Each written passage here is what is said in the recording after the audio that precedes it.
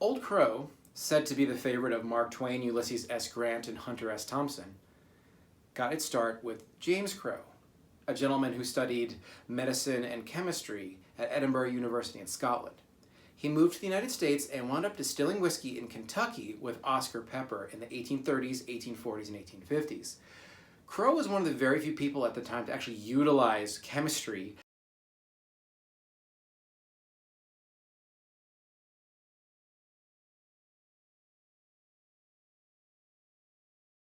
in the production of bourbon. He would monitor pH levels and gravity. He perhaps helped standardize the sour mash process that's still used today.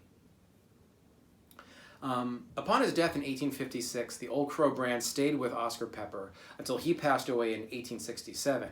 At that point, the brand was sold to Gaines Berry and Company, which later was known as W.A. Gaines and Company. This owner built Hermitage Distillery in 1882, which later became known as Old Crow Distillery. The facility was closed during Prohibition, and by the time the Prohibition was repealed, National Distillers had purchased the brand and the distillery. Old Crow stayed with National Distillers until 1987, when Jim Beam's parent company bought the brand and closed the distillery.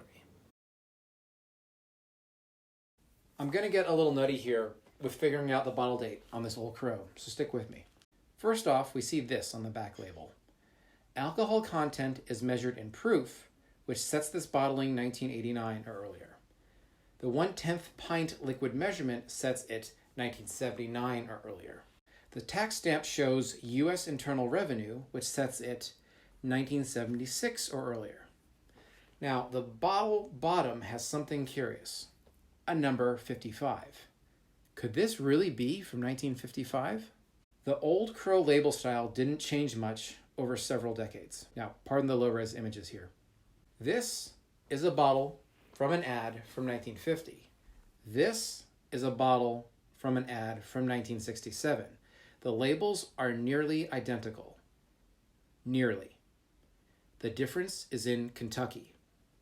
1967, 1954, 1950.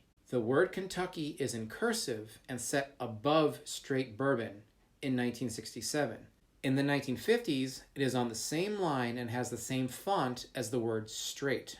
This label style matches the 1950s style, not the 1967 style. So I'm going to say 1955. Here's some old National Distillers Old Crow. What in Sam hell?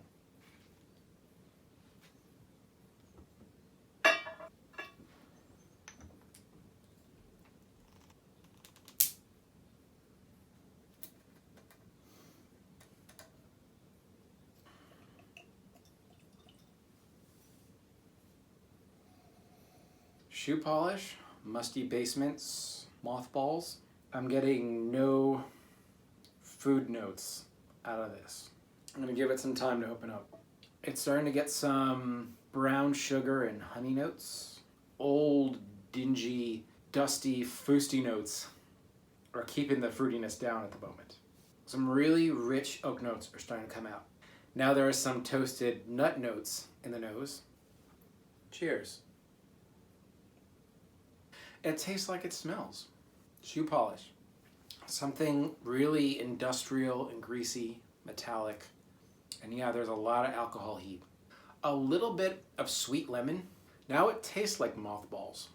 It's bitter. There's a lot of cardboard, newspaper, and newspaper print. And maybe a touch of vanilla. There's so much of a dusty note. It covers up almost every other characteristic. It tastes like I've licked a penny, licked an old newspaper, and licked a pile of dust. Okay, I've given this an additional 10 minutes, so we're getting close to the half-hour mark. The nose is starting to get almost a curry note. A hint of butterscotch, a hint of fresh ginger. And yeah, it's starting to get a little more candied, so it needed a half an hour, I believe, to get the full scope, or at least the beginning of a full scope of what's inside the nose. Let's try the palate now. Yeah, nothing has changed really with the palate. Rather than opening up the palate is getting simpler. It is losing some of the more industrial notes, but they're not really being replaced by anything. Let me try to recap a little here. It's been locked in the bottle for 50, maybe 60 years, so it needs more than 2 minutes to really reveal what's going on with the liquid. I think the nose shifts through different gears. You have the really industrial, dusty, old school bourbon of the first few minutes, and then you start getting some richer oak notes 20 minutes in, and by 30 minutes in, you really start to get a complex nose with a variety of characteristics. The palate never opens up. It has a very familiar dusty style, except the problem is it doesn't have anything beneath. The really good dusty bourbons have that sort of industrial edge, but then have a bouquet, a variety of other characteristics, like Old Grandad, like Old Taylor from the National Distillers umbrella. This particular Old Crow does not. It's been around for so long, it could have been stored in sunlight or in considerable heat, or it just couldn't survive 40 to 60 years in a bottle. Not all whiskeys come out amazing after 40, 60 years in the bottle. One of the previous owners did attempt to sort of seal it up a bit with wax. That helped prevent evaporation. That didn't seem to salvage the palate in any way. Time was not kind to this one. I'm looking at what's left in my glass and I'm wondering, do I really want to finish this? Papa. You know what that means.